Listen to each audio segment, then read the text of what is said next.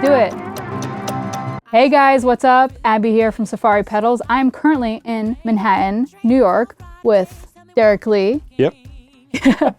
Thank you so much for having me over. I really appreciate it. Thank you for coming. Really excited to be here. So before we kind of kick off and chat a little bit, let's start off with who you are and what you do, and we'll take it from there. My name is Derik Lee. I am a New York recording engineer, mixer, and producer based out of Manhattan, and most recently founder and partner of Renaissance Recording, which is where we are right now. Since you've worked on so many great pieces of soundtrack for film and Broadway, I wanted to ask you, do you approach the recording and mixing process differently than perhaps a classic record, and how does that kind of differ for you? The short answer is no, not technically. It's more of a timeline thing that you can approach it differently, because a record you can have a little more time to work on specific songs or work on things for longer, where film scores, for instance, you pretty much have a very set amount of time to record and mix, because most of the time these days they're already dubbing by the time you're recording. So it's this rolling delivery. It's you recording, mixing, delivered to the stage. They're mixing the first reel while you're still mixing the third and fourth.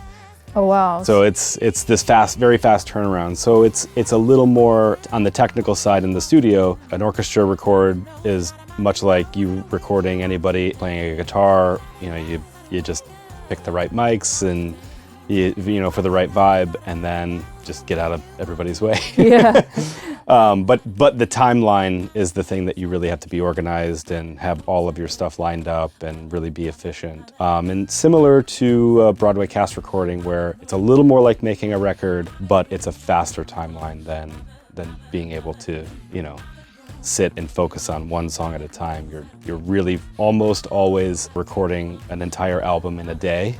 Wow. And lately we've had the luxury of recording the band first and then coming in and the following week and recording the vocals. It's not what I expected. That's yes. Crazy. Traditionally you would do it all in one day, because they have one day off a week, and so you utilize that one day. And so with the modern technology, you're able to do the band first, because most of the shows these days are clicked, unless it's more of a classical conducted show. Can set up your click tracks and any pre-record that they're playing with at the show. You can do all that ahead of time and then put the vocals on afterwards. Or if you're doing a more traditional show, everybody in the same room, everybody live, and you have one day to do it all. Wow. Yeah.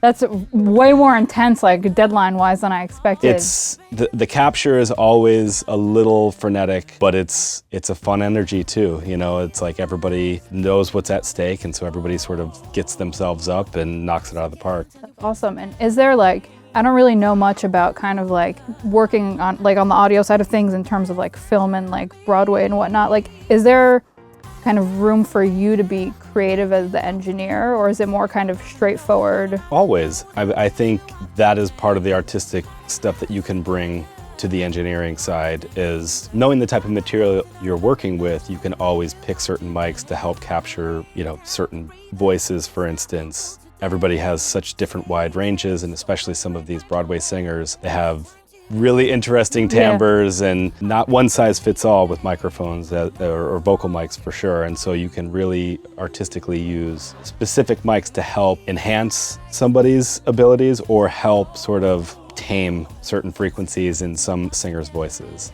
Sometimes a high soprano has that really pingy, hits you right in the middle of right between the eyes. Type, Exactly.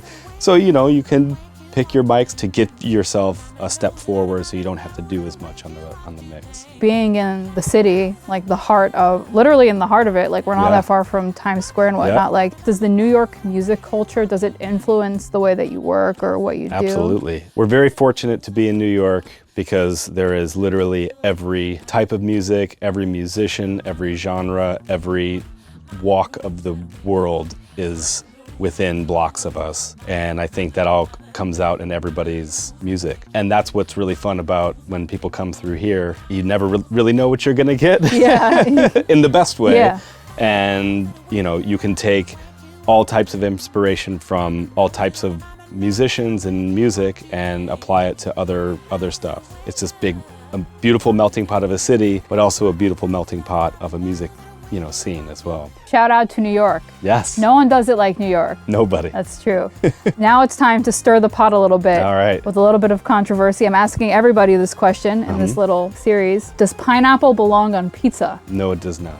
You've heard it here first. No, it does not. Are you a classic New York slice? Classic New York slice, but being from Detroit, I also like a good Detroit style slice as well. Is it Detroit? That's not deep dish pizza. That's Chicago. Chicago. But Detroit does have a style, but when I'm in New York, I do just want a regular slice. Heck yeah. Pineapple does not belong on pizza, at least for today. Not today. I'll keep you posted. I'm gonna make a meter. Okay. So by the end of the series, we'll find out who voted more towards what side. I bet you LA is always gonna say yes. Yeah. No shade to LA, but. No shade, but like your pizza priorities may be a little off. Thank you so much for letting me stop by. Yeah, my pleasure. Thanks so much for coming. I really appreciate it. All right. Awesome. So I guess we can, edit-wise, cut the serious.